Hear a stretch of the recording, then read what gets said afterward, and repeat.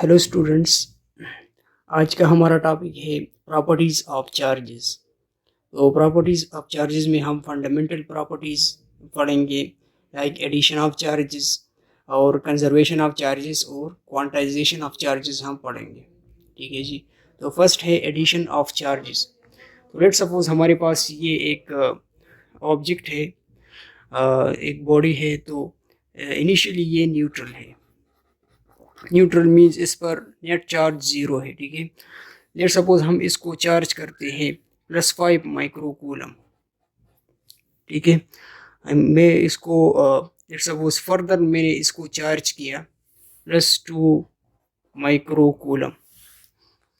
Further मैं इसको charge करता हूँ नेगेटिव -1 माइक्रोकूलम।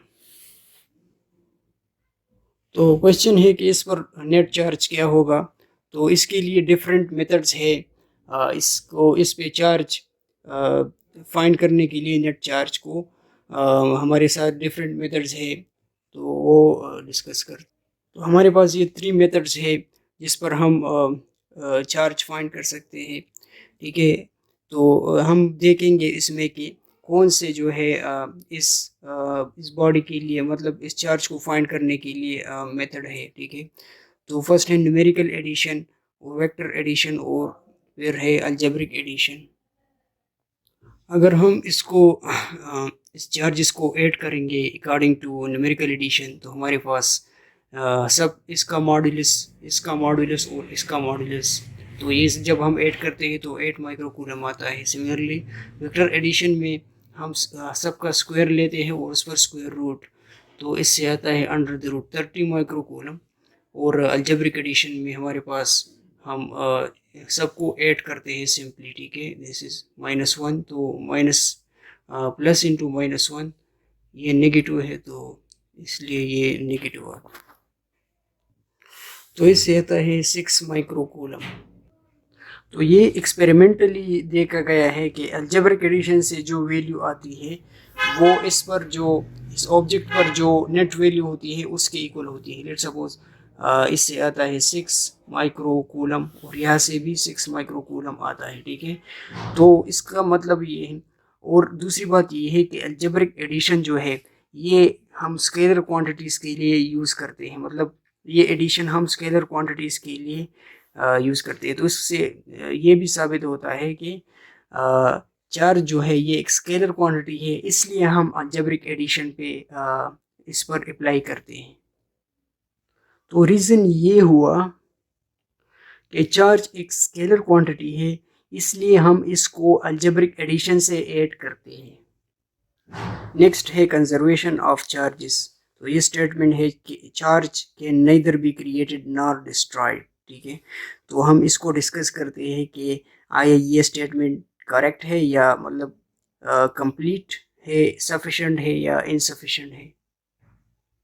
तो इसके लिए लेट सपोज हमारे पास ये एक आइसोलेटेड सिस्टम है और इसमें 2 बॉडीज़ है। इस पर चार्ज जो है ये 1 माइक्रोकूलम है और इस पर 5 माइक्रोकूलम है। ये दोनों इंटरेक्ट कर सकते हैं, लेकिन आउटसाइड इन्वायरमेंट के साथ ये इंटरेक्ट नहीं कर सकते। मतलब ये है कि आउटसाइड से न चार्ज अंदर आ सकता है और न ये चार्जेस आउटसाइड जा सकते हैं। मान ले कि ये चार्ज जो है ये 1 माइक्रोकूलम ये इसमें ट्रांसफ़र हुआ, तो हमारे पास यहाँ पे क्या रह जाए 0 माइक्रोकूलम और यहाँ पे ये हो जाएगा 6 माइक्रोकूलम। तो ये चार्ज जो है ये डिक्रीज़ हुआ, 1 माइक्रोकूलम से 0 हुआ और ये इंक्रीज़ हुआ, लेकिन एज अ होल सिस्टम का चार्ज जो है वो है 6 माइक्रोकूलम। एज अ होल जो है वो कांस्टेंट है, वो कंजर्व है। ठीक है जी। मैं ये सिस्टम जो है, ठीक है जी, मैं ये मान लेता हूँ यही है, हैविंग 1 माइक्रोकूलम चार्ज और 5 माइक्रोकूलम चार्ज। लेट सपोज करते हैं कि यहाँ पे चार्ज डिस्ट्रॉयड हुआ। कितना चार्ज? 1 माइक्रोकूलम। 1 माइक्रोकूलम डिस्ट्रॉयड हुआ, तो यहाँ पे 4 माइक्रोकूलम रह जाएगा और ये तो अपनी जगह पे। तो क्या ये केस हो सकती है कि हमारे पास यहाँ पे यहीं से चार्ज यहाँ पे ट्रांसफ़र भी नहीं हो, मतलब इस सिस्टम में एज अ होल जो है सेम चार्ज हो, ठीक है। लेकिन ये नहीं हो सकता, ठीक है, क्योंकि according to this definition can charge can neither be created not destroyed, ये डिस्ट्रॉयड नहीं हो सकता। मतलब ये इसमें जो चार्ज है नेट चार्ज वो हमेशा जो है वो कंजर्व्ड होगा और कांस्टेंट भी होगा, ठीक है जी। मैं एक दूसरा केस लेता हूँ। लेट्स सपोज हमारे पास ये एक स्पेस है, ठीक है, और इसमें हमारे पास कोई न्यूट्रल बॉडी था। तो तो ये ऑब्जर्व हुआ है कि इससे हमारे पास एक इलेक्ट्रॉन प्रोड्यूस हुआ और एक इलेक्ट्रॉन की मैग्नीट्यूड की सेम एक अनदर पार्टिकल, सिर्फ इस पर चार्ज पॉजिटिव है और इस पर नेगेटिव है, ये प्रोड्यूस हुआ।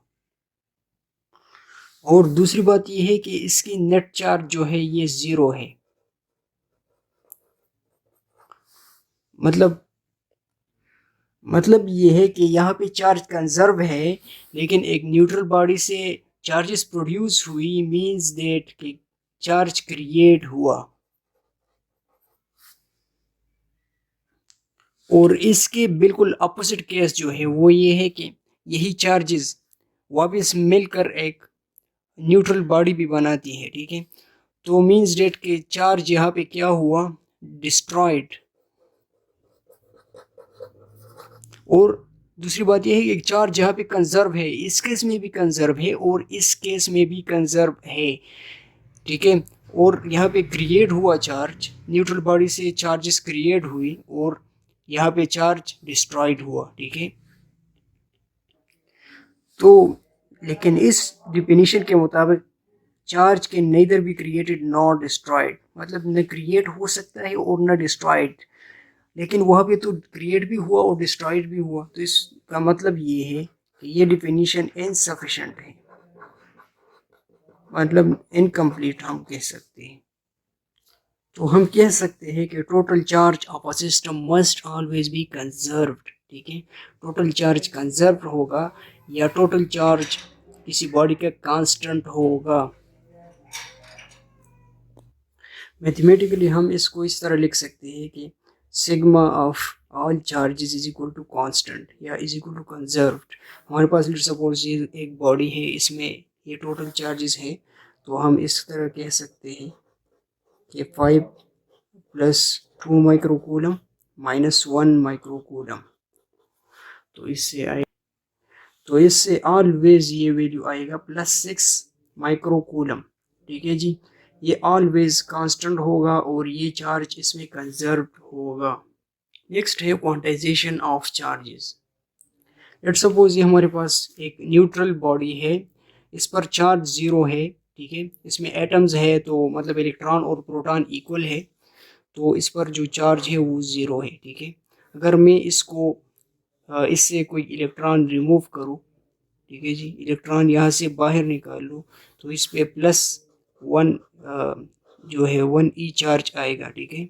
अगर मैं दूसरा इससे निकाल लूँ तो plus 2 E.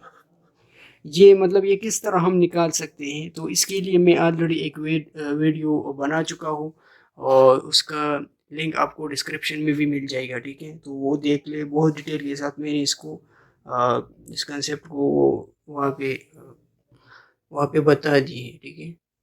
Similarly plus 3 e up to so on, मतलब प्लस n e तक।